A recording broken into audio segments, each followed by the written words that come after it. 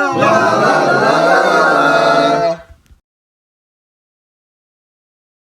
Yeah, I mean, obviously, we would throw out a disclaimer probably in this one here. I mean, we've never had to throw out a disclaimer on the Letterman podcast before, but I think that, a friendly, happily disclaimer. I mean, we're talking about a guy who came on stage and screamed, "Fuck you," at the top of his lungs.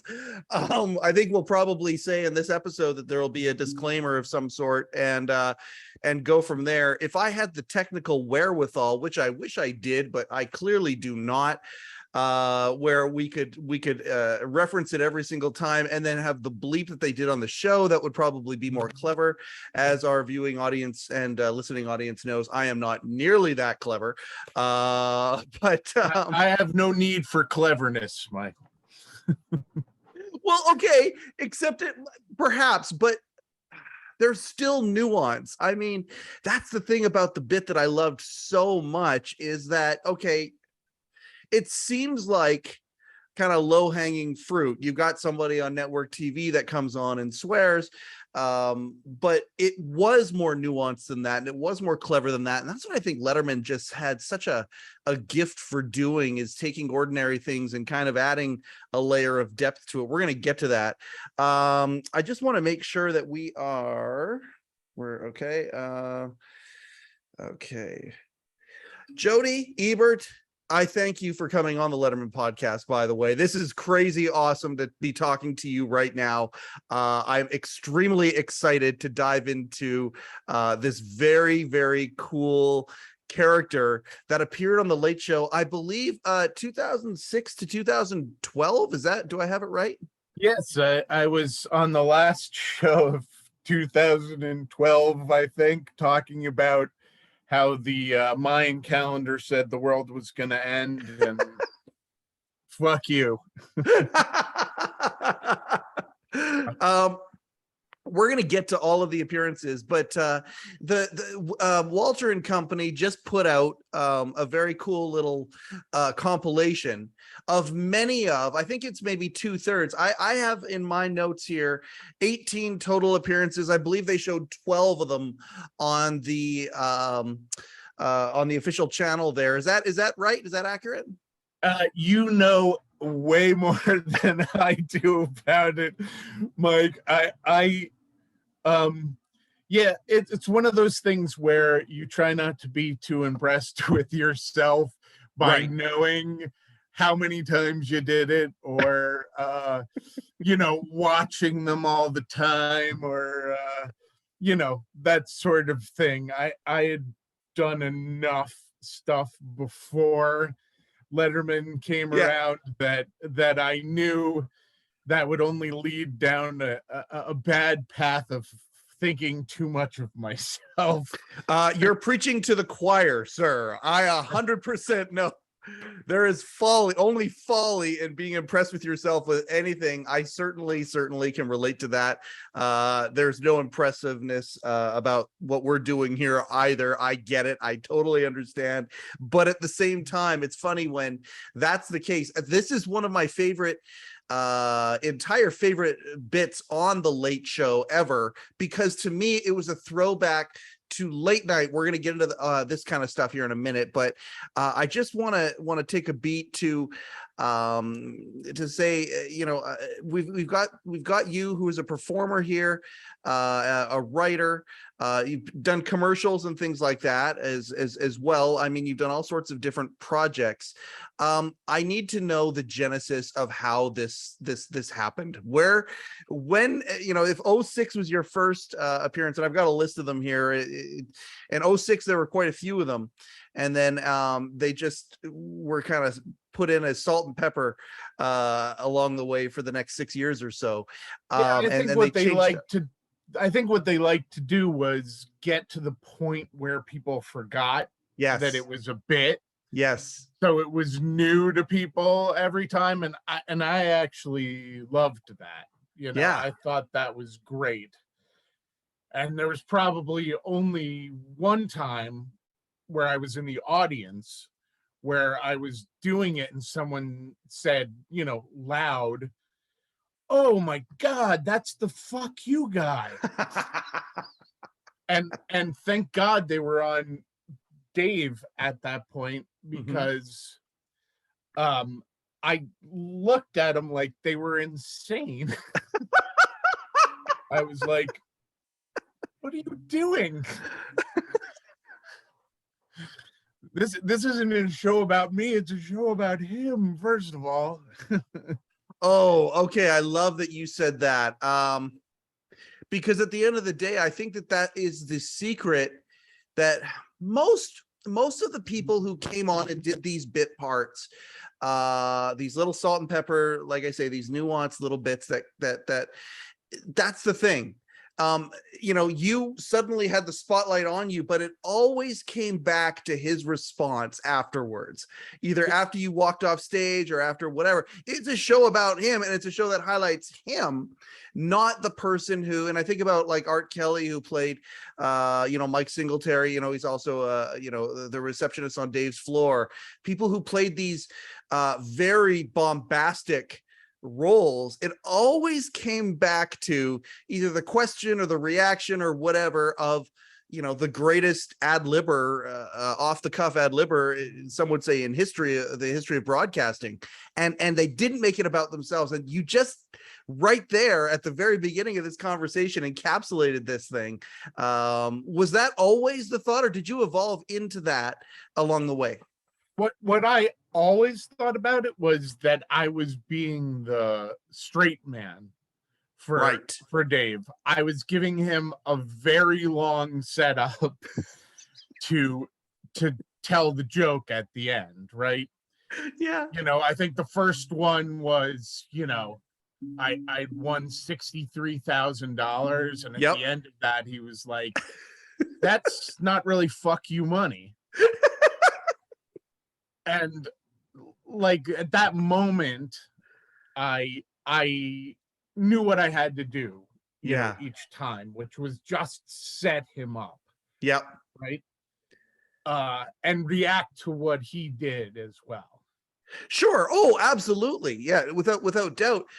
Okay, so that was actually one of my questions that I had here today. So the first one was the $63,000, and then after you come and do your very dramatic move, and you leave, and then he just kind of looks around and he's looking at the camera. Well, that's not really fuck you money, is it?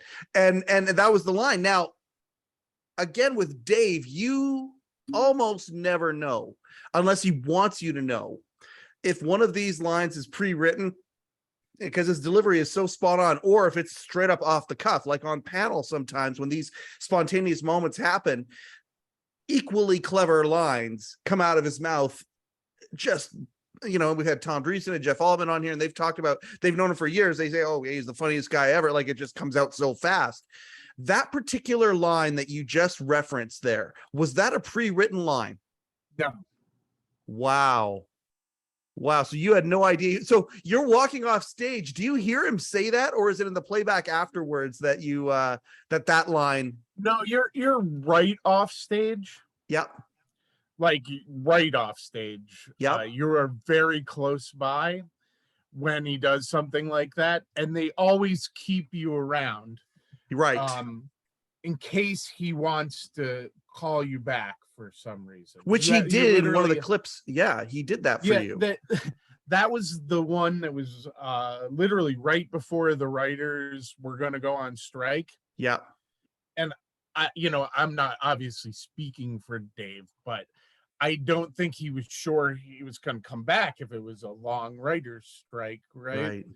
So he was literally just being nice to me, telling me that he loved the bit I was doing. And I was so touched, I didn't actually say anything. I love that. I probably should have been like, said fuck you very affectionately back to him. But I for the only time, basically, during the whole thing, froze. Okay, I'm so damn grateful that you just said that, because I was this was one of the questions that I was teetering on asking you over the weekend. That particular one when you came back out, and he said I love you, and you just kind of did one of these, and I tell you this, you giving him that smile, like, I mean, you want to call it breaking, you want to call it whatever it was, you were being genuine. Like you could tell, because if I were in that role and Dave looked and said that to me, I've kind of done the same thing. Like it just, holy cow. And then I thought about it and I thought, oh, I wonder if, because when the gentleman, and I keep forgetting his name, the guy who played Lyle, the intern, a very similar kind of a character in the sense, would come out, interrupt the show, disrupt the flow. Dave would be off the cuff. And then every once in a while, Dave would go off script and you could tell. And it's like, okay, is this room to ad lib here? Is this something where, you know, there's a window here, what's going to go in that window?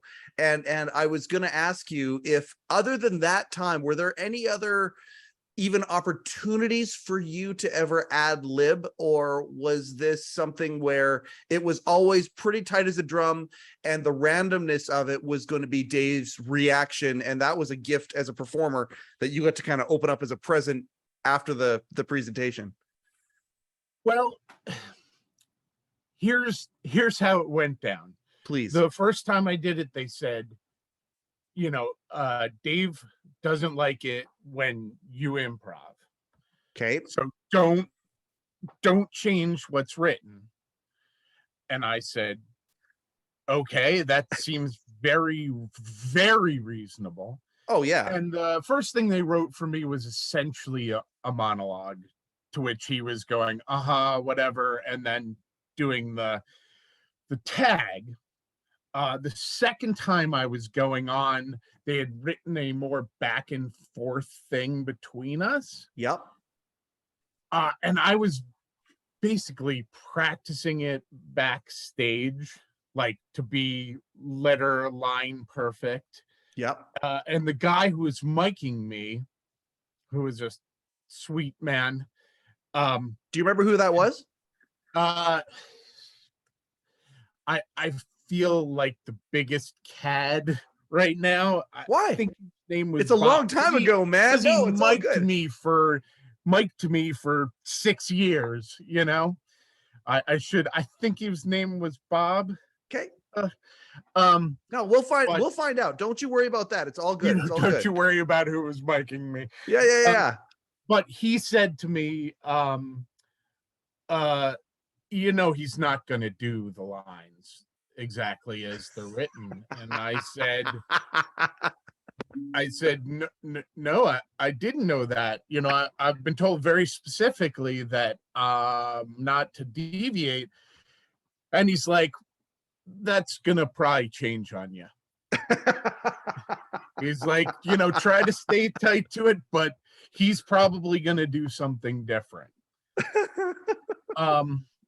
And that was sort of the way it went. I tried to mold what I was supposed to be doing into what he was doing. Right. And he did, over time, he became aware that I wasn't going to, like, when he started screwing around with me. Yeah. That it wasn't going to make me lose where we were. Yeah. And that just sort of encouraged him to do it more. Right. Because he knew that you were ice that wasn't going to break on him. He could now start dancing a little bit and doing his stuff because he's on the ice. And I want to pull an example of that. When he used your name, because he didn't use your name for a long time. Like he would throw things out like, oh yeah, you work here, right? Or, oh, this, or oh, that. But one time he actually threw your first name out there. It was the last time I did it. Was that the last one? Yeah. He said, you're Jody, right? Yeah. And I said, yeah, that's my name. And that ended up actually being the last time I did it. And that's a pretty long back and forth between, you know, I was always supposed to grab his attention, right? Right. If I was a guy in the audience, if I was a guy that worked for him, if I was a guy he shot with water on the street, when I came on to do the bit, I had to catch his attention. Yes. Um, and that specific time, that last time, Yep. he hung me forever, and you don't see it. They cut a lot of it. It was basically, I got to the point where I was actually worried he wasn't going to do the bit with me. Oh man.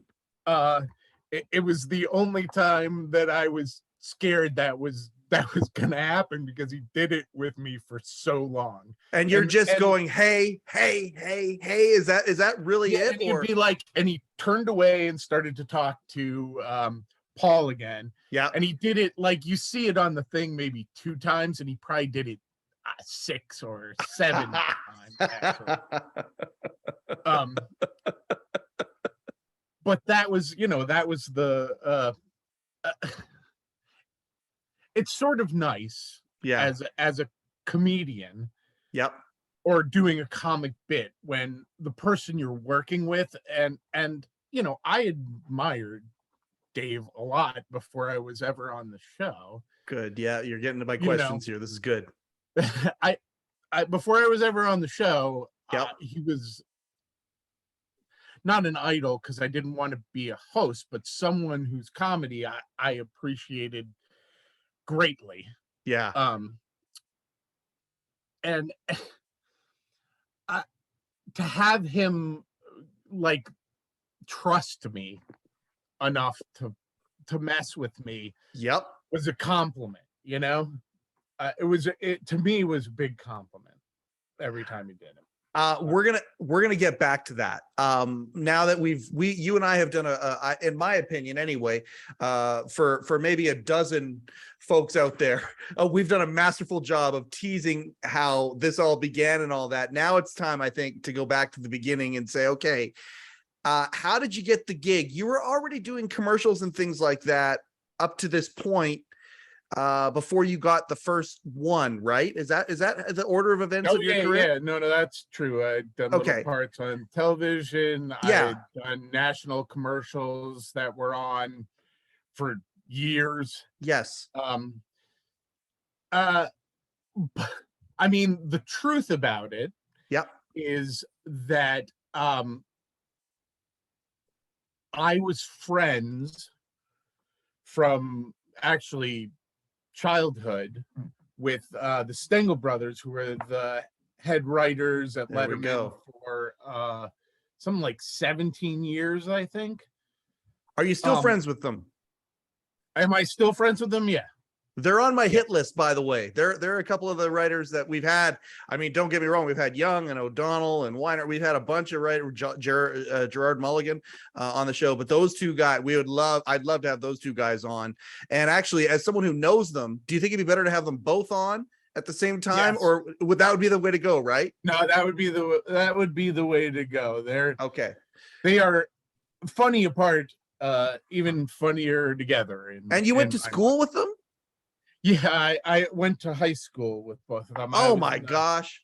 Same class with Justin, and 2 years older than Eric is. But I had also done, they early on had a comedy review, sketch comedy review thing that they did at the West Beth in the city, and I had done that with them, so I'd done comedy with them as well. That was kind of a cool thing, because some, like, many of the people who write New York comedy came out of this thing, and some people that have become mildly famous in the business. Beth Littleford, who's like a Disney mom person now, and Andrew Daly, who was on what was it, Mad TV for a long time, and has done a bunch of commercials and a bunch of television shows. shows. Hey man, but when it comes to the arts, success is in the eye of the beholder. Like, I mean, again, I've got a kid who's in the arts and he's making a living at it. And that's the whole thing is if you got work, if you can do it, whatever level it is, because I mean, you know, you think about artists, they've got this thing inside them and it wants to come out so badly. If you can do that on any level, with any consistency whatsoever, doesn't matter the money, you're winning. And that's the whole thing. Like so to be cultivated around folks who actually get to stay artists along the way, that's a victory right there in this time. Putting art and commerce together can be very difficult, but at least that there's work to be done. Those boys, they went far, and I love the fact that as they progressed in their career, they also didn't forget people that they came up with and were comrades with along the way. How did this role end up in your lap? They knew you were performing, they knew they could count on you, all that kind of stuff, but how did it come up? Well, I and again, this could be completely, well, not all of it's going to be apocryphal, but some of it could be apocryphal. Basically, they had people we know on the show Yep. already. I had aggressively begged to be on the show. Awesome. Oh, that's I great. say, please put me on the show. And they kind of both said, listen, we're waiting for the right thing. We want to do something good for you. We don't want to give you something stupid and unmemorable to do. And I said, honestly, please just put me on the show. That's so great. I love hearing this. I do this show because of that attitude. Like sometimes if you want something so badly and you just go and ask for it.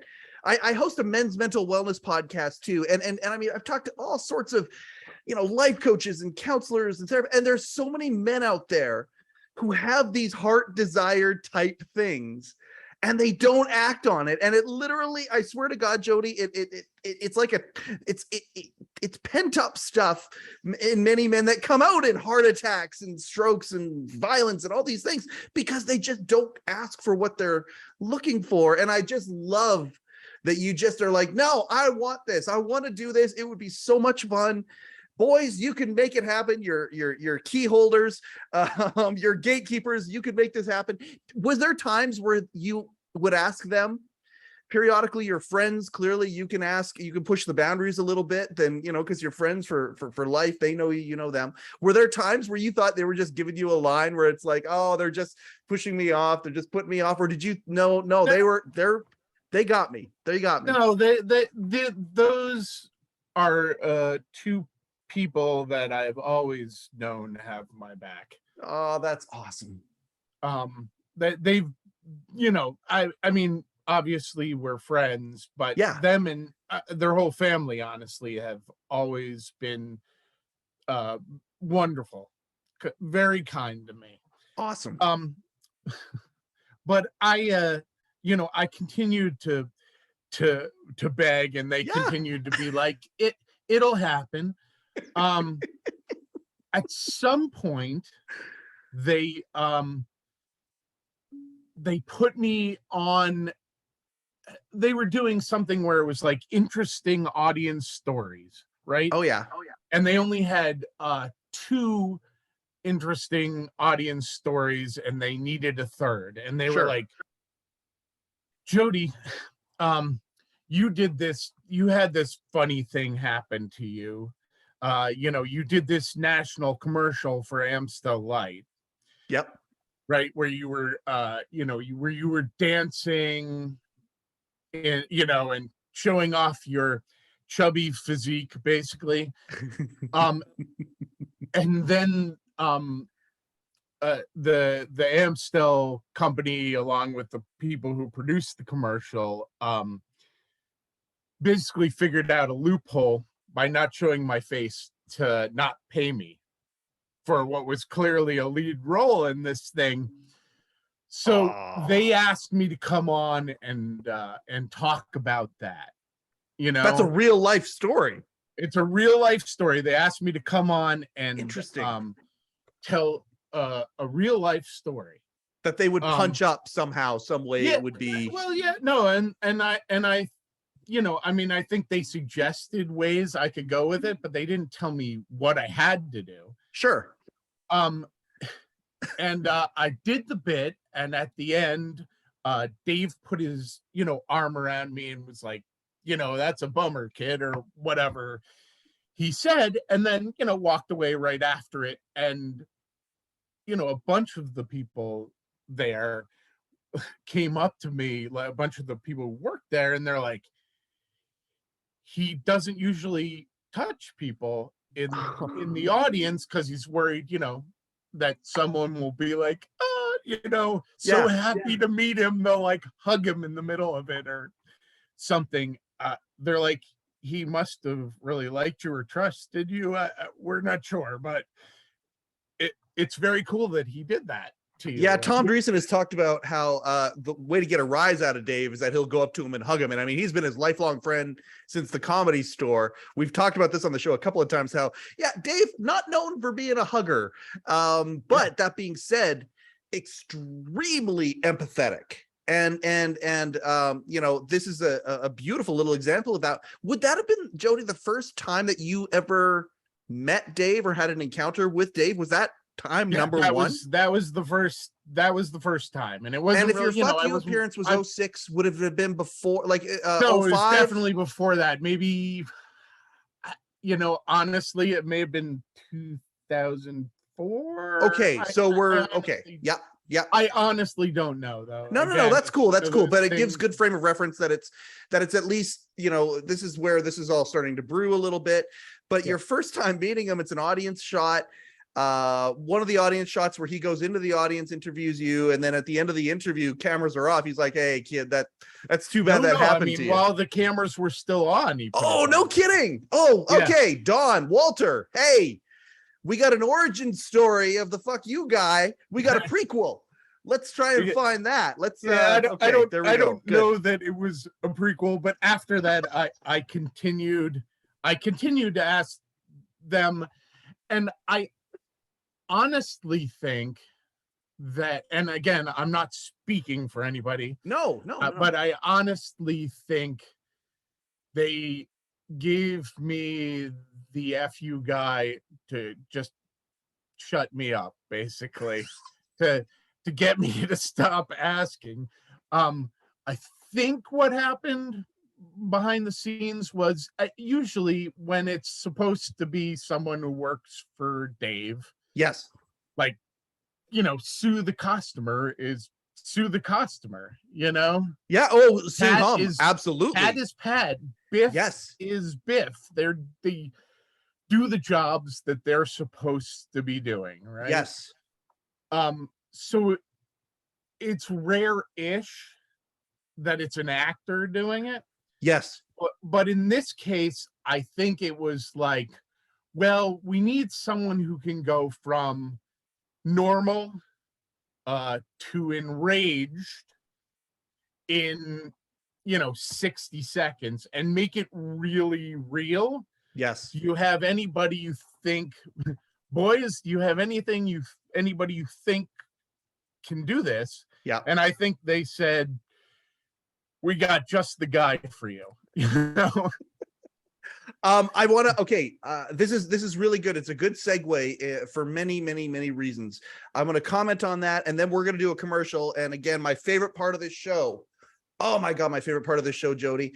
I love reminiscing about Letterman. I love talking about these things, but my favorite part of this show is getting an unwitting guest, not unwilling, but unwitting, to be part of a commercial when they had no idea. And this is a professional commercial actor here, so this is exciting. But I just got to comment on what you just said, because I think part of the secret sauce with Dave was that you never knew. And right back to late night, you go back and you see, like, we like to say on the show here, he destroyed the fourth wall and invited us all in to become part of the production. And the people that you saw, most of the time, I would say 75, maybe even more, probably 90% of the time, the folks that he interacted with behind the scenes were really folks that were behind the scenes. But then you'd get, whether it was folks who worked with Chris Elliott along the way from the beginning, or Lyle the intern's a good example later on, because I think you and Lyle had very similar kind of an energy to you. He would bring in a professional, and it would have to be a professional. It would have to be. He melded that so well with the "Is This Anything" a bit, because you fit right into the "Is This Anything," and then suddenly, oh shit, there's the guy. Same with the guy with the suit. When you were in the suit, you got hit with the water, right? It's it's okay, and suddenly, the two have kind of merged. But so I love that you mentioned that. That is very, very cool, because sometimes he would need somebody with some chops to do these things, and so. Now, that being said, this show, we have one sponsor on this show, on the Letterman Podcast, but it's a doozy, of course. It's in my opinion, actually, I'll throw it out there. It's been pointed out by a couple insiders. One of the things that has given the show legitimacy is we are brought to you in part by the Hello Deli. Rupert G and the Hello Deli is one of the sponsors of this show. And I love the reaction. I love the reaction of the guest when they see that. Rupert and company, we just appreciate you so much. Nestled within the womb of the Ed Sullivan Theater is the Hello Deli.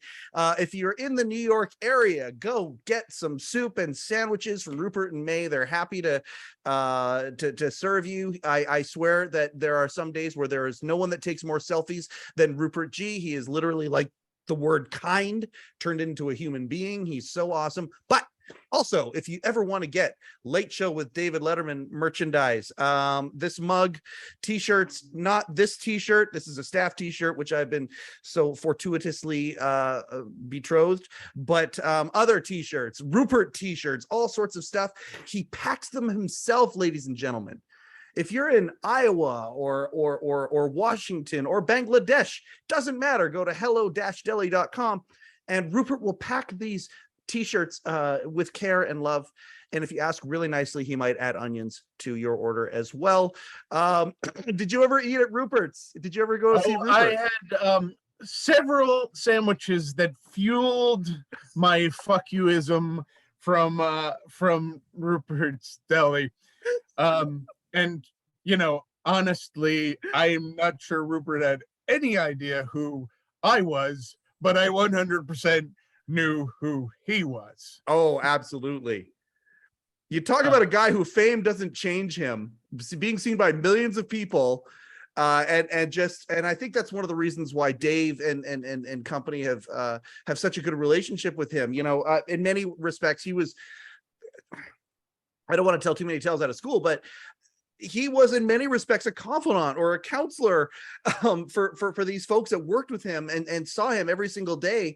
But I think just like yourself, Dave wanting to make sure that the ice was thick enough that he could dance on it. Rupert in his own way did the exact same thing for that staff, and every bit a member of the family was Rupert G. And I just love that is the sandwich shop outside of the Ed Sullivan Theater, that you've got this guy who's so even keel and straight ahead, but kind, such a nice man. It's literally like if you go out the stage door, it's literally right there. Yeah.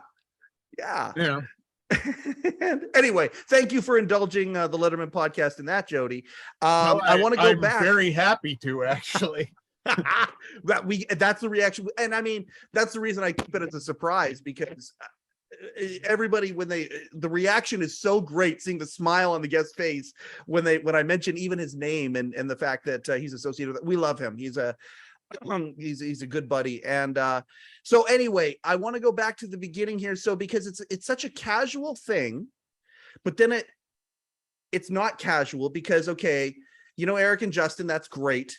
But then suddenly it's like, oh, unions and shit and all and this is the part that I think our viewers, and we're going to go do a deep dive on this, because a lot of the viewing public doesn't understand the business of show. They don't understand that you know, the moment you become like, we started talking about it with folks who were production people who became characters on the show. Pat Farmer's coming on in a couple of weeks, and we're really going to go down the rabbit hole with him on this.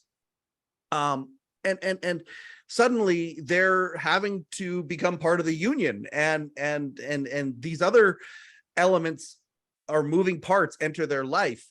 You're buddies with these two prolific writers, and they're like, okay, you're going to come on the show.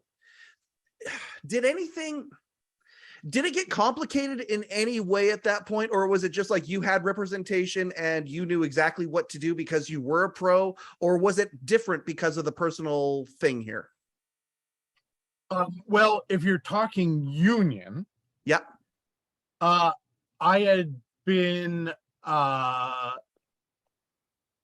AFTRA, which is what Dave was on when I started. Yep. I had been AFTRA for maybe 8 years at that point. Yep. And I'd been SAG for 5 years at that point. So the union stuff was nothing for me. It was no consideration whatsoever. I got my AFTRA card by being on All My Children. Okay, so you were like a Lego piece that fit in just perfectly at that point. It was very, very simple for them. That was not a hassle for anybody. Right. I was very used to cameras at that point. You know, I'd started, like, I did films that you would have seen in your health class when I was, I don't know, probably 14. Sounds like a juicy role right there. There, somewhere out there are pictures of me being, you know, the drug dealer at the high school, or doing first aid things, or, you know, like that kind of stuff. You were the guy that led to negative peer pressure, or negative fronting, I believe was the word that it was when I was in school. You were that guy. Yes, I in one of them played a coke dealer. There was one about the SATs that for some reason they wanted me to look like Alex P. Keaton. And I kind of did at that point. So they used me because of that originally, and then found out I was I could do a lot of different stuff. So this company used me. So by the time this rolls around, I'm used to doing things on camera. I'm used to doing live theater. The only thing I'm not used to is combining it. Oh, okay. Interesting. I had never done television live. And Letterman, as probably everybody knows, is live to tape. Yeah, but they made it like it was tight like a drum. Yeah, but in the whole time I was there, I saw them go back one time when a light blew. That was the only time they didn't do it straight through. Yep. And you were talking about how good Dave is at improvising. Yep. There were times when I knew what was supposed to happen on other people's bits, other things that I was there, and I knew it had gone horribly, horribly wrong. Yeah. But no one in the audience and nobody on TV ever knew that, because he was so sharp. I sat backstage a couple of times and was like, oh my God. Like, how does a person do that? Oh, that's fantastic. Thank you for saying that. I always talk about my one appearance with David's back there. I talk. Okay, anyway, we can talk about it off camera because I mentioned it too many times on the show. That was a month before he retired. But I went in 04, 05 when Jim Carrey was on as well. I made the pilgrimage, and again, I try to explain it to people how when they fuck up, you just don't know. Like, you got to be paying such close attention, especially the way the theater is set up and how, apparently it's a little bit different for Colbert now, but it was so, the set is removed a little bit from the audience. It's further back on the stage when it was Dave. And I mean, they were literally going through something and, they we screwed up. Okay. Yeah. Okay, we'll just take it right back here. Okay. And then he just starts again. And you don't even, like, it's literally that fast. You don't even know that the screw up has happened. They keep recording, they keep doing their thing. And I've heard that things like the lights out that actually make them stop production, like what you're talking about. I heard those are the things that sometimes could make Dave a little bit persnickety. He did not like the technical difficulties whatsoever, because if there was a screw up, he loved to just kind of run through it. And it was just a wave on the ocean. We're just going to let that wave go. The next one is coming, and here we are, and we're back on again. And it was smooth as silk. He was such, again, the greatest broadcaster in history. He's not a comedian. He's not that. All of these things are tools that he has. But at the end of the day, a hard, fast, professional broadcaster who likes the professionalism that broadcasters like. And I think that's the secret. That's another part of the secret sauce with Dave. Yeah, no, I would agree with you. I would heartily concur with your assessment of that. So let's go back. Okay, so you had your one encounter. Yeah, okay, not quite exactly. You keep hounding them, and suddenly this role comes up. How long before you actually did your first appearance as the fuck you guy, or the FU guy? Whatever you want, whatever we're calling it. Was that your name originally? Like, was that the name in the script? And how long before you actually got on stage and did it, did you know what the part was going to be?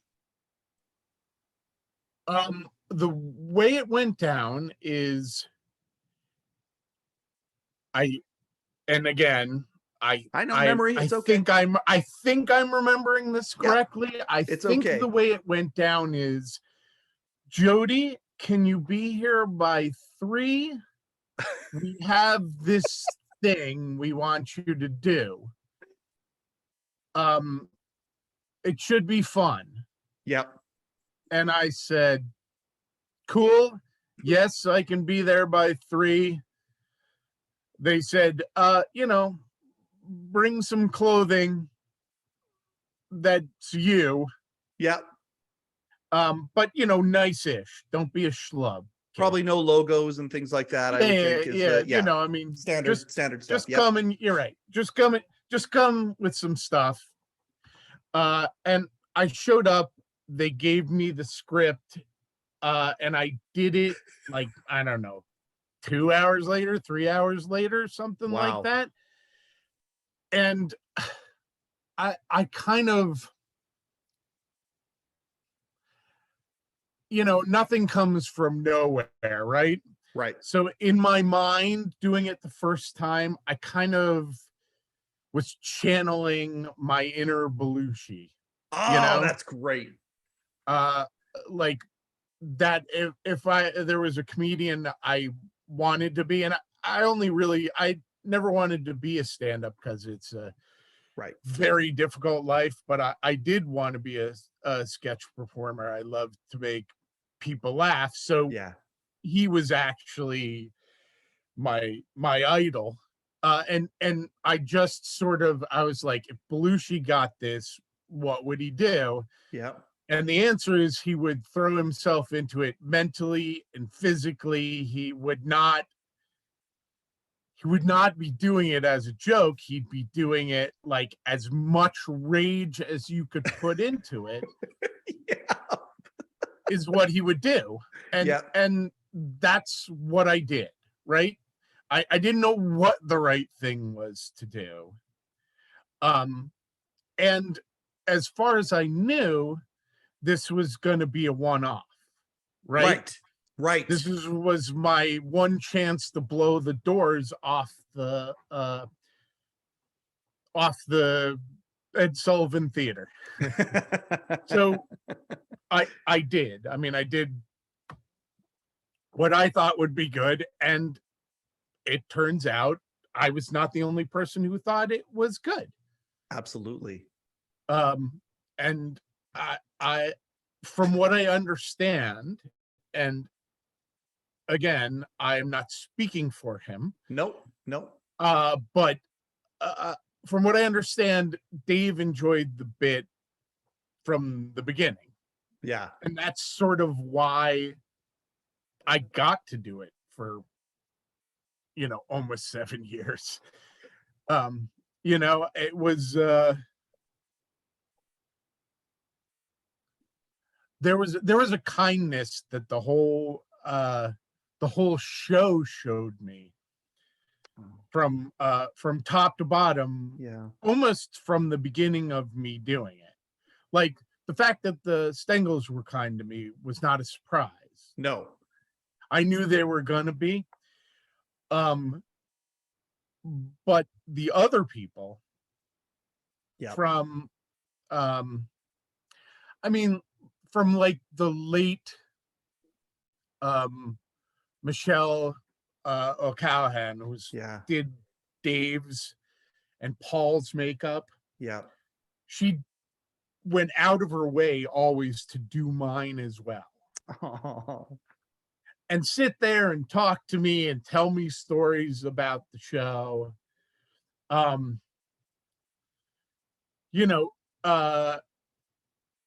It really, everybody was at least decent to me there. And when you're doing a show that is that quick, that is that's a hard thing. That's commitment. Yes.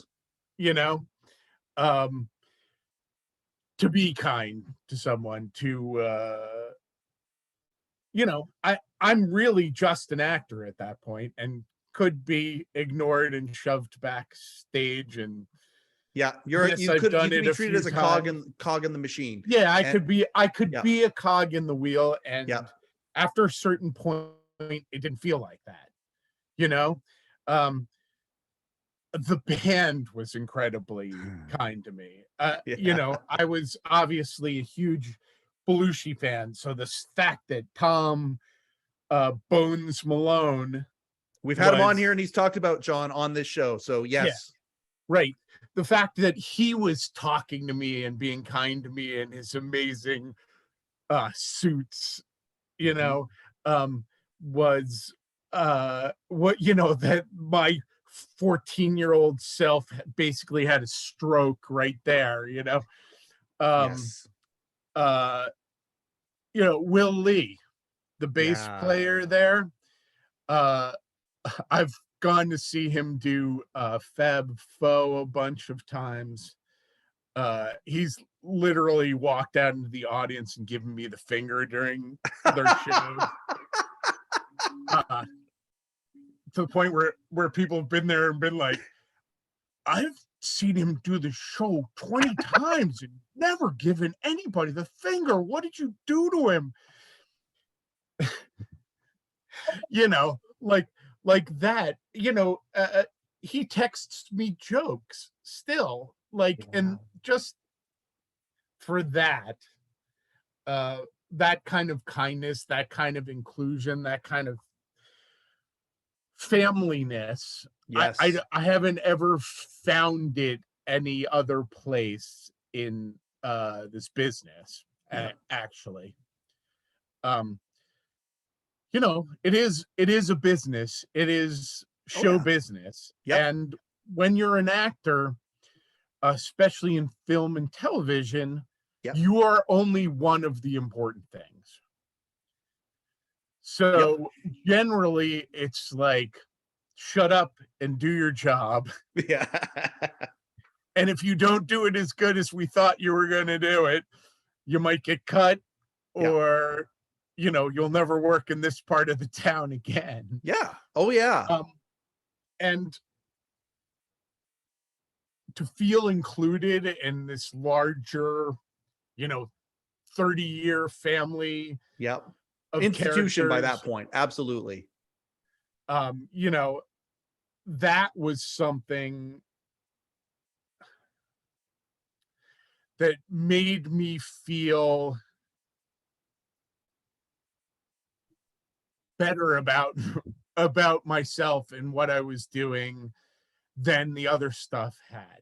You know, you leave acting school, sure, you're gonna do Lear, Yeah. and then you're the fat guy dancing in commercials. Yep. You know, Yep. and that's not Lear. And you have to come to a certain accommodation with that, right? But this was almost fame. It was fame adjacent Sure. on something that you knew to appreciate already. Yeah. Right? That something that you would have been watching kind of no matter what. Yes. But now you were on it, you know. Now 10 years down the line, people still love what you did. Yes. Right? That is an incredible gift. Yes. To an actor or a comedian, or in this case, I guess you would consider me both. Although, again, I consider myself the straight man in this. So, yeah, without a doubt, I'm so grateful that you just said all the words that you did, because I think there's so many of us in the Letterman enthusiast camp who would feel exactly the same way if we had a brush with the show somehow on camera.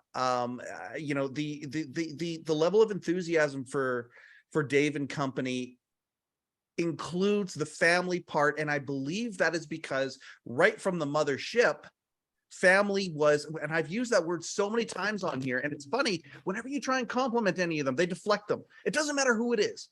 It doesn't matter who it is. You try and compliment them, they deflect it. Why? Because that's what Dave did right from the very top. You know, there's a sentimentality that it's kind of an aw shucks sentimentality that doesn't, you don't lead with it, but it is right there. A consideration, kindness. These words have come up so often, and it doesn't matter how you know, people's journeys ended, you know, because it is a business and that happens, and there are beginnings, middles, and ends that you don't sometimes know where they are until you have the benefit of hindsight. But along the way, though, those words that you just said have been expressed by so many members of this family, and I'm really grateful that you, who's been on 18 times, 19, I guess, with the other audience encounter where you came on there, you know, you got a chance to feel that as well. That is so cool. I want to get back to a little bit of the trivia stuff that people might be interested in. Again, a couple dozen of us, but so at this point in Dave's career in 2006, I believe, if I have the timeline right, that's around the time where Dave started changing the way that he would be at rehearsals and things like that. Did you rehearse this every single time? Was yes, Dave ever part of the rehearsals? And then was there a time where he wasn't? Every single time. Yeah. With several different people playing the part of Dave. Was it ever Dave? It was never ever Dave. Okay. Ever Dave. Okay. Do you remember who some of those people were? Well, a lot of the time it was Eric Stangal, actually. Nice. Oh my God. How much fun. Okay, so hold on. I gotta stop you there. This is your buddy from school. And sitting behind Dave's desk, and you're there being a bombastic character, being your inner Belushi coming out. I mean, how cool was that, just as buddies? That must have been just like, I can't believe we're here. Like, how great was that? It was great. It was great to see them on a regular basis too. Because when you do a job like that, you don't get to see your friends as much as you would like. And during the period where you might see your friends, you need to use that time to see your family. Yeah. Right? Because you're away from them a ton. Yep. And I hope, at least, I think it was nice for them too, because they were like, oh, we get to see Jody. He'll come up and hang out in the office for a little while, you know? Yeah. We'll talk about old times. We'll reminisce. Awesome. That's fantastic. Yeah, and they were, you know, they behind the scenes were trying to, you know, help this be even more than it is. And again, I don't think this is talking out of school, but they, the writers, had written a like a long recorded bit about where the fuck you guy came from. Really?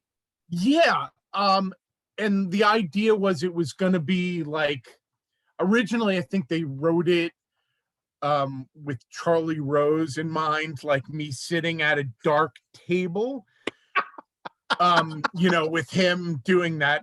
And I'm guessing Charlie Rose told them that, you know, yeah, I would love to do stuff for Letterman, but maybe not this bit.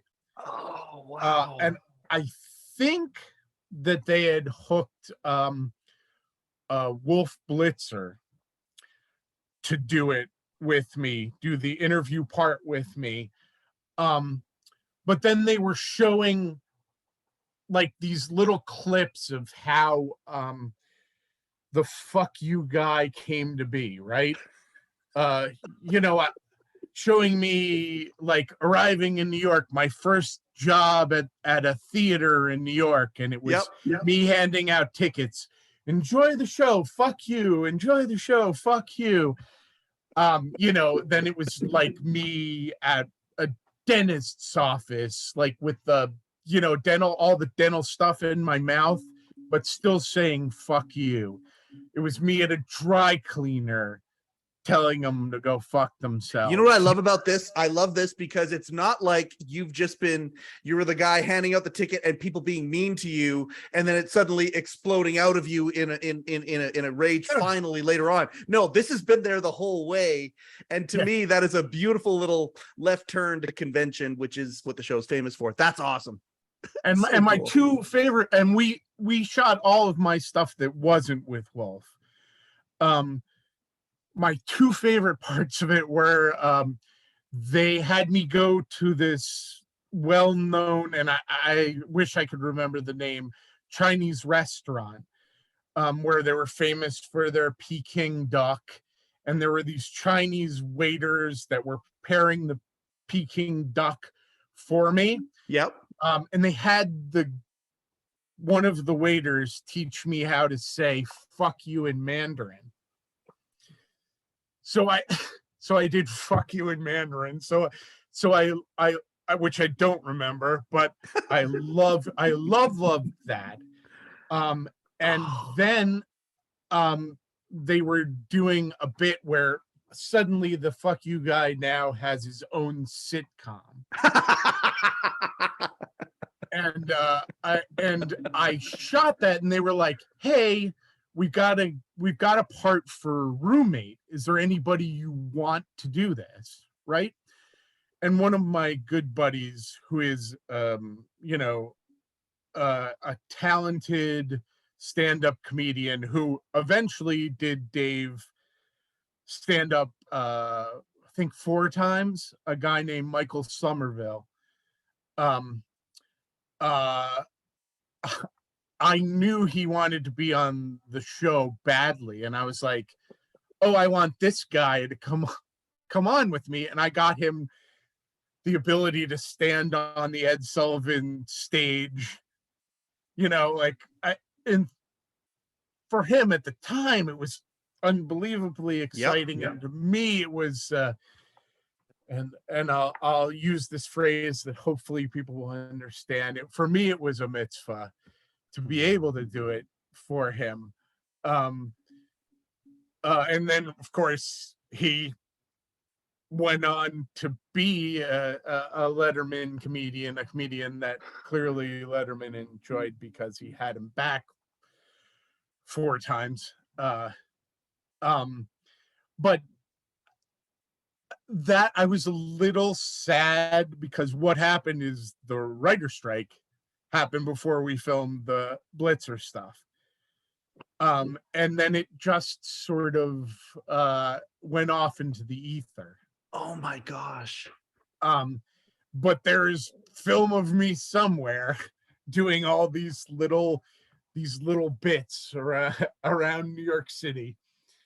All these fuck you related bits. And, you know, I mean, that was, I think, an attempt to move it into greater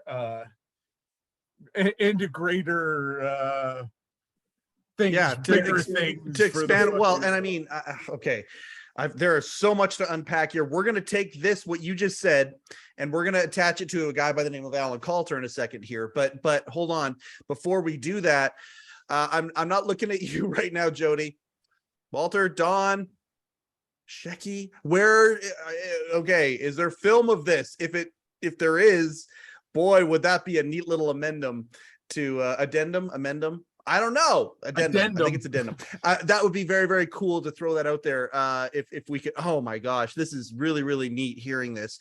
I gotta be very, very conscious of your time and whatnot, but I can't, in good conscience. Man, I'm having a difficult time with words today. Word association day today. I can't, in good conscience, not talk about Alan Kalter, because your first time you come out and you say fuck you, you look at Paul and say it, and then you look over at Alan. Other than maybe one other exception, every single time after that, I think you guys get the rhythm of the bit, you get how it's going to go, and then there's the X factor, which is Mr. Alan Kalter, who, by the way, these pre-tapes that you're talking about, where Alan would start with a little something and then it would go into this bit that has a lot of production associated to it and backstory and all that kind of stuff. This is right along something that would be done for Alan. My favorite part of the entire thing, other than maybe a couple of Dave's quips, was Alan's reaction. And I mean, Alan Kalter, rest in peace. I wish we could have had you on this show. And anytime I have a moment to celebrate that man, I love Big Red. His shock of, he barely moved when you would scream it at him and give him a finger. He barely moved, but the reaction on his face was 1,000 words could be written on that. I mean, subtle, less is more. I don't know what you would call that, but Alan's reaction was always just top shelf gold.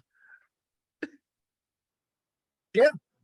Yes, I agree with you. And, you know, most times I wouldn't talk to Dave around the thing. Sure. Although in a very luckily, I got to speak with him several times, you know. Awesome. Paul, great. I probably talked to her slightly more than that. Yep. But every time I was on the show, I talked to Alan. And I don't know, his on-screen persona was sometimes weird, sometimes perverted. You know what, Jody? It was anything they wanted him to be. That's the thing about Alan. That was the secret sauce. He could do whatever they needed at that moment and do it well. No, exactly. Yeah. But the truth about the man, at least to me, off the screen, was that he was an incredibly kind, generous human being who, again, you know, didn't have to be nice to me, didn't have to be inclusive to me, but did. You know, he did include me all the time. He did talk to me all the time. He did treat me well all the time. Yep. You know, I keep saying people, but you know, Eddie Brill was wonderful. Guest on this show twice. In fact, the second episode is about to go this week. I'm putting you up because of that. Eddie Brill Part 2 comes up here. I wish I could go back. Eddie Brill Part 3, we're going to talk about you because this is really cool. I was going to ask about Michael as well. So anyway, as you've been doing this, Eddie, his name has come up in my head a few times. What a sweet man Eddie is. He and I bond over hockey, and again, he's turned into a friend after this as well. Similar experience for you, a few encounters here and there, and suddenly these people are becoming your friends. I'm going through the same thing. Anyway, I apologize to cut you off there. Isn't Eddie a peach? Yeah. No, I mean, he was incredibly kind to me. He is masterful at telling stories about comedy, and I'm a comedy nerd. I'm especially a stand-up nerd because it's something, that I can't do. Yeah, it's a mystery. It's a beautiful, beautiful mystery watching these people do that. I totally agree. I have done sketch. Yep. I have hosted live events in front of large groups of people. Yep. And had to be funny. But stand up is always something that I've found amazing and scary. Yeah. And his stories around that were always great, and his inside baseball on stuff was always, interesting to listen to. Yeah. And the truth is, even the people who sort of gave me crap on Dave's show, yeah, did it in this wonderful, like, sort of little brother way. Like, Biff would constantly give me crap, but he would also be really kind to me. Let's quantify that. What's an example of him giving you crap, so to speak? Because we all know that Biff is kind-hearted as well, and all he wanted was to have a good show, but at the same time, he was just this.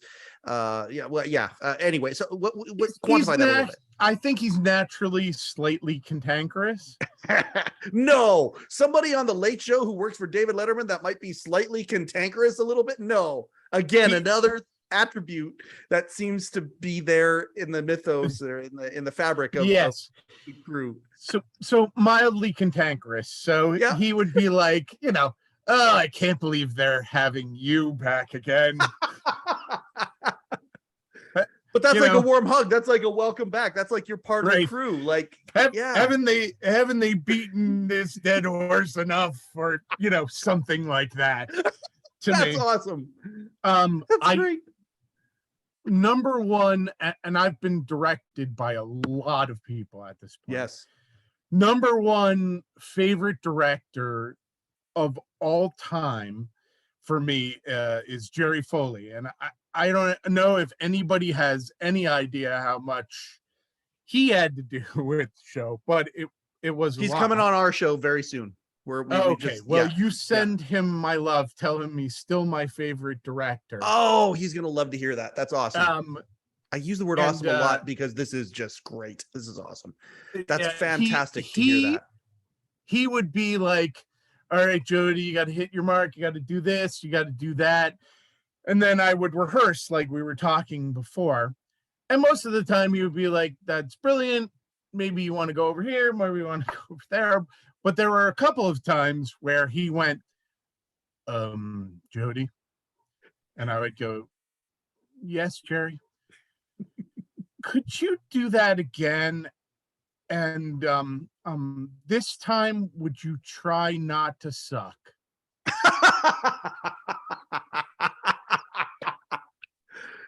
Now that's an award-winning director right notes, there. my favorite notes I ever got. Could you do it one more time? And this time, would you try not to suck? Oh. So, but I hope that is an inside baseball on him too, because he was doing it in a like a funny, inclusive, brothery kind of way. He wasn't doing it to be like, you suck, kid, get out of here. I'm going to throw this out there and say he's probably trying to get you to loosen up or something like that, or probably put a smile on your face, and he's just doing it to, because Mr. Foley was certainly known for that, and again, the guy took over for Hal Gurney. I mean, you talk about a big pair of shoes to fill. Not only did he fill them, but he kept them the rest of the way. I'm so grateful for this. Again, conscious of your time. We did a good job, I think, setting the table about how, you are this professional in the arts that came in and filled this role, a cult role in again, we're broken record, the greatest body of broadcasting work in history. You are a cult member of that crew, of that family. But that being said, you've got a lot of Jody Ebert outside of this as well. I mean, writer and I mean, write, produced, directed a short on your own, screenplays, things like that. Let's talk about that a little bit here before we take it home. Yeah, well, post Dave, I don't know whether the right way to put this without depressing people is my life went a little bit to shit. Yep. My first marriage ended poorly. Yep. I lost some of my representation within the business because of being more picky and choosy about what I was doing. Yeah. Because I had a young family. And my late father was sort of dying all at the same time, kind of. Yeah. And like I said before, the Stangels were my friends outside of this, and Justin specifically knew that I was going through hell, so he was calling up and checking on me and finding out, how I was doing. Mm-hmm. And one day I was leaving an audition, and he called me, and he was like, "Oh, you're auditioning for? Oh, that's good. I'm glad." And I just started talking about my life to him, and making him laugh, making him not cry, but no, but hitting like him in understanding my pain, but still making him laugh. And he said, "I know you're looking for another way to involve yourself to get creative." He's like, "I think maybe you should do stand-up about this." And I said, I don't want to be a stand-up just because it's a miserable life for the first 10 years of it, and it would take me away from my family. And he said, "Well, then maybe you should write." And when the head writer at Letterman says you should write, you listen. You should write. Yeah. So I started doing that, and fell in love with it in a way that I had not experienced with acting. I loved acting. I loved what I was doing, but it was I don't know, it was a creative process that I didn't completely understand starting it, and I essentially taught myself to do it based on what I had done for the 30 some odd years before that. Yep. And almost right away, like I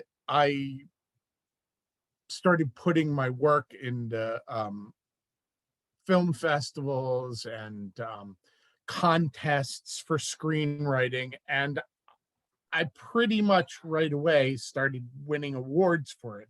Wow. Which I I don't want to belittle the work acting that I did, but I didn't win any awards for it. It's a different animal though, too. I mean, Yeah. they're two different disciplines. They're two different, but at the same time, both are at least expressing who you are and releasing some of the pressure, getting it out. And if you're writing about things that Stephen King talks about that. The first thing he says is write what you know and then, embellish it, fuck around with it, do all that kind of stuff. It must have been extremely cathartic for you to do that and then to receive awards for it. The gratification of your catharsis, not that it makes going through what you went through worth it, but at the same time, it at least turned a negative into a positive.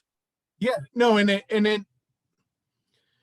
didn't get me over any of it, but it did allow me to view it from the inside and then the outside. Yeah. It allowed me to see it from a couple of different angles. It taught me to be honest in a way that I hadn't learned to be as an actor, right? Wow. Like give of myself in a way that maybe I never was going to as an actor, just because of the type of actor I was, because I was essentially a character actor. Yes. I was essentially what Chris Farley used to call fatty fall down. Yep. Now I'm probably 30, 40 pounds lighter than I was and everything, but the last one I did. So I'm not quite fatty fall down anymore.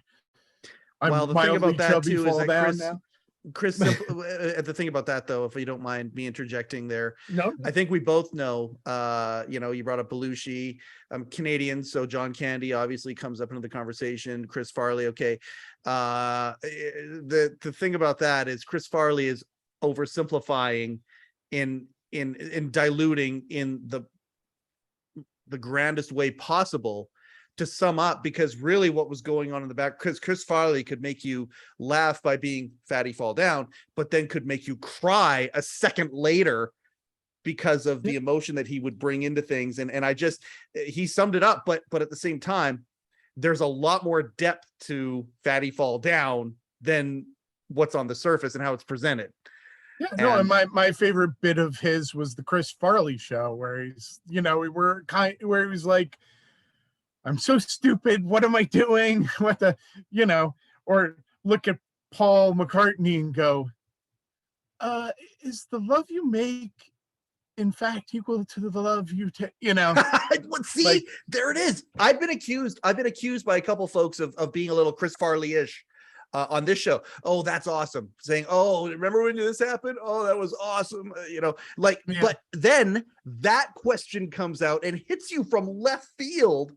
And it's the depth that suddenly shows up. Not saying that I have that kind of depth here. I'm talking about Mr. Chris Farley on SNL. But yes, that genius stuff would come out, and it only comes from pain many times as these things. And when you talk about your projects here and these things that are dear to your heart that you put out to the universe, but also the catharsis within, this is a very, very cool turn that I think a lot of folks who tuned in, who, if they're still with us, first off, what's wrong with you?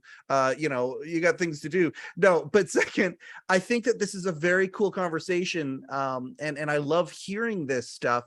How accessible are some of these things? I know they're award-winning, but that does not necessarily mean widely distributed. And again, it does not mean widely distributed at all. Right. The screenplays are, of course, available to anybody who would like to see them, make them, represent them. What are they called? Where do you find them, Jody? Well, you would find them from me. Okay. You could find me very easily at wjodye@gmail.com. There we go. Which is my real email address. Can I throw that in the Nobody's description, checked- or do we not want to do that? What? Can I throw that in the description of this broadcast? Yeah, no, absolutely. Okay, We're cool. past. We We're will do past that. the point. I think. I early on in doing the FU guy, I got a couple of death threats, but I think we're past that now. Why would you treat Dave that way? Don't you treat Dave? Don't you dare! Alan Kalter is a national treasure. If you had any idea, like, I generally don't deal with my own stuff. You know, I don't watch my own stuff a lot or whatever. Yeah. But right in the early points of me doing this, CBS Worldwide Pants put my stuff on YouTube. Yeah. And it was early on in things going viral. Yep. So I was getting a couple million clicks on my stuff. Yep. So I would look at that to be like, oh, they really like this one, 1.5 million on this one. Yeah. And then for a little while, I went down the rabbit hole of looking at the comments. Oh boy. Uh-oh. And it was 50% almost down the line. And you can't find this anymore because they took those particular ones off of YouTube. But almost right down the middle, it was people being like, why didn't they stop that guy? Why didn't they? And an equal amount of people being like, how fucking stupid are you? This guy is an actor. If he wasn't, the New York police would have shot him. And then there'd be people, and one of the death threats I got was on there, like, let's get together and go kill this guy. Oh my gosh. Really? Yeah. To which I was like, I spoke to the program and was like, this is concerning me a little bit. I have small children at home. And they were like, don't worry. We looked at this, and this is the kind of nut who's not going to do anything. But I had someone email me about how they were going to come and get me. Oh no. And the thing I found most amusing about that was to get my email, the email that they used. Yeah. They had to find out my name. Yep. They had to look up and find that I was an actor. Right. And my representation. While simultaneously suspending their disbelief because I were was still this hell-bent horrible on guy. Yeah. Which I didn't get. I didn't get so much that at one point I used one of my YouTube things to be like, this dude is an actor. He's literally on these 2 commercials right now. You can watch him. Because I didn't want people to want to kill me, and I understood that those people that were doing that were way more invested. Yeah. To say the least. in the reality, non-reality of it. Yeah. Then, I felt comfortable dealing with. But yeah. I think we're almost at the point now where the only people who care are the people who loved it. Yes. And there are plenty of people, will be like, oh, actor, what did you do? Have you done anything? And I always say everything else first.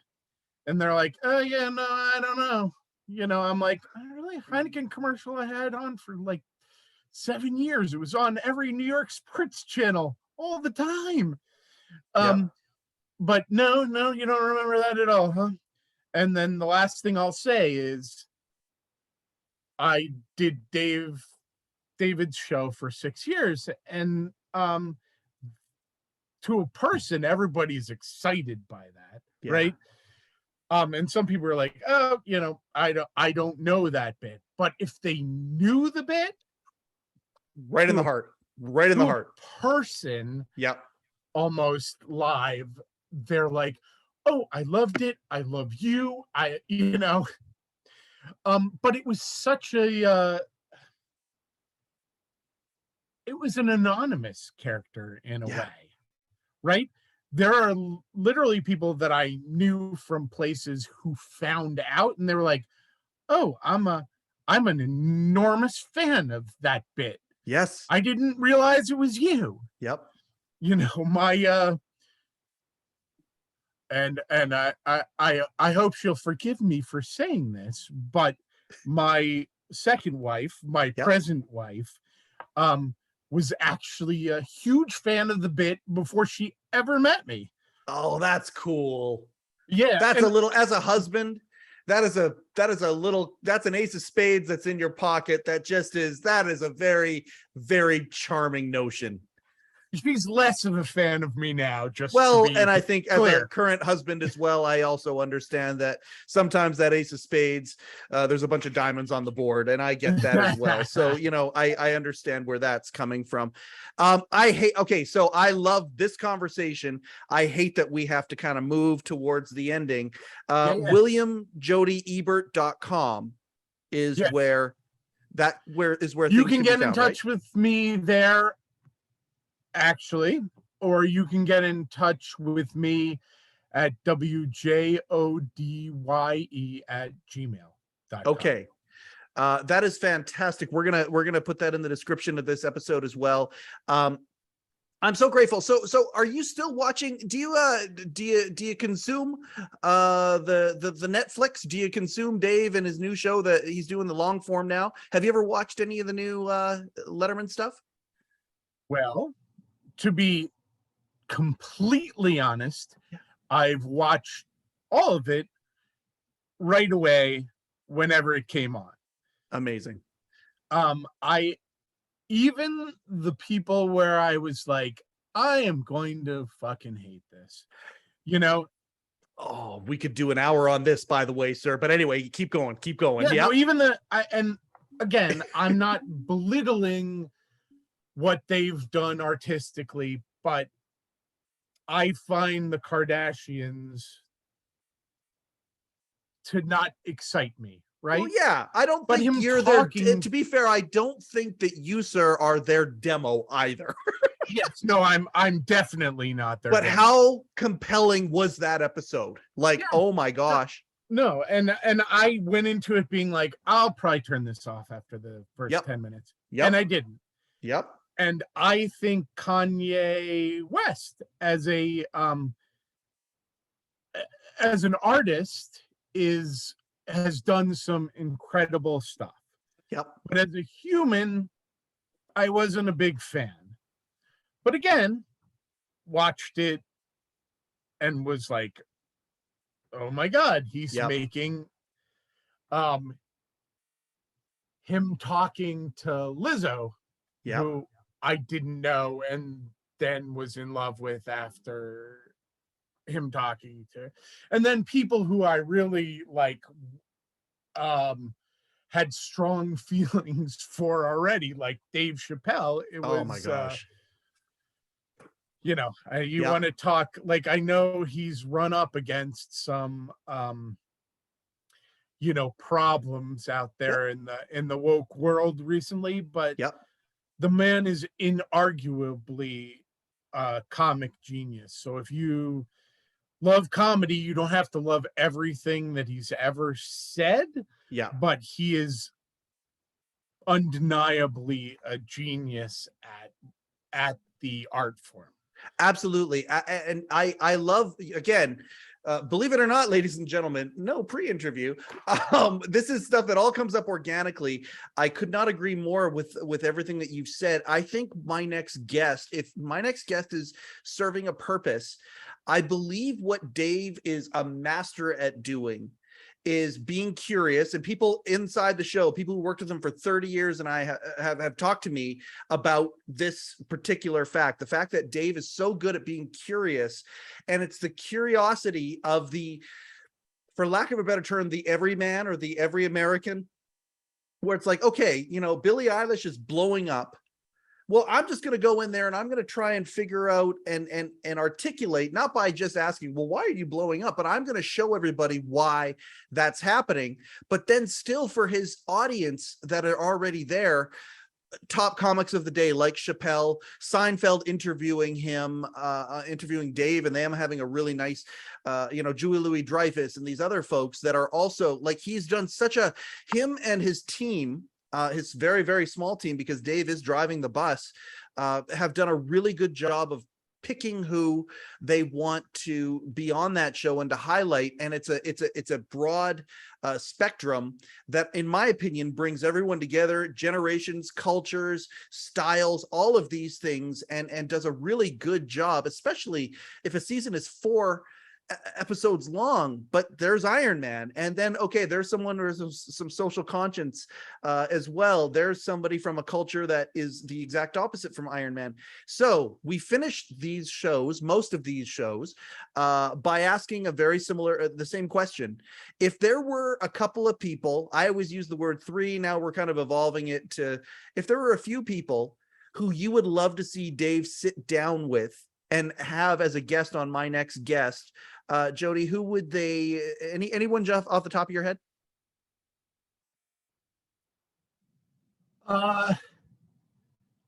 Musically, I think Amy Lee from Evanescence, I'd like to see. He had her on the show, and I thought that she was, I talked to her a bunch backstage, and I thought she was a really, not realizing it was her actually, because without her makeup, I didn't even know it was her. I just spent a bunch of time talking with her about music. Thought she was the PR person for the band. With until lots they of were depth. like, hey, Amy, we got to go rehearse. And I was like, that's cool. Ah! That's very, very cool. But I've always found her to be an interesting character, and that band to be very interesting. Actor wise, I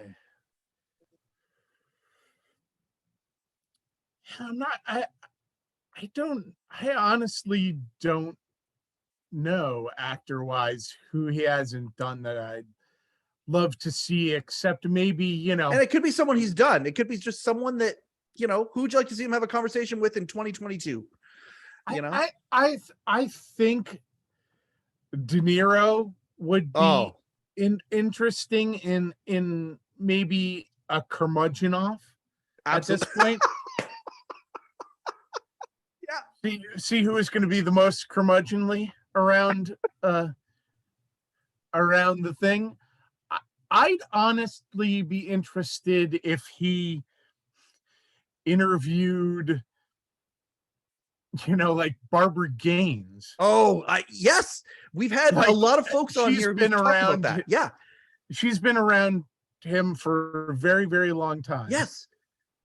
And I guess lastly, I'd be, and I have no idea whether this would even be a possibility. I don't have any idea what their relationship is like now, but I'd love to see him talk to Meryl Marco, because they really created the beginning of all of this together. And I'm not sure how many people out there in the world even know that, See, this is really cool, because off camera, it's come up many times where people and I have talked about, we'd love to see him talk to Barbara, and Meryl, again, same thing, again, dream guest for us, somebody who, throws out the perception that maybe been there, done that, don't want to talk about that anymore. I don't necessarily want to talk about the Letterman years. Casey St. Ong was just on the show, who was Dave's assistant for 3 years and then went on to Rosie, and she was the showrunner for Busy Tonight. She did such a good job of saying Meryl is the mother of late night television as we know it today, which I believe first off is a compliment of the highest regard, because I do love where late night television has gone. Again, I believe led by Dave and company. But Meryl was the one behind the scenes that was helping to create the sensibility. Again, mother, create. I mean, Jody, there's no better way to finish off an episode than, in my opinion, throwing that sentiment out into the ether, because it would be fascinating to hear Dave talk with Barbara, talk with Meryl. There are so many directions that could be gone. I love how much Dave has embraced his sensibility has changed, and he's become so much more vulnerable. I don't think he would have a problem talking about, where women were in comedy when he started, where they are now, the roles that they played along the way. I mean, the roles that they played within Pants, or within. These are, Jody, you and I are very similar, man. Holy cow. And even in our first little flourish back and forth, I felt the energy through the devices we were communicating with. I just can't tell you how much I appreciate your enthusiasm, how much care that you had for and the presentness that you have about the character that you played, and how special it is to your heart. I think there's going to be a lot of people, again, the dozens who care enough to watch or listen to this show. I think there's going to be a lot of people out there who are, it's like a little bit of a ray of sunshine to know that you didn't just play this role, but this was something that was so personal and special to you. I can't thank you enough for this conversation. I hope you've had a great time. I have had a great time, and just to finish off, please, I'd like to say fuck you, Mike. You, like, it just came from your feet. You just were so, it just, when you would do it, it would just come right out of you.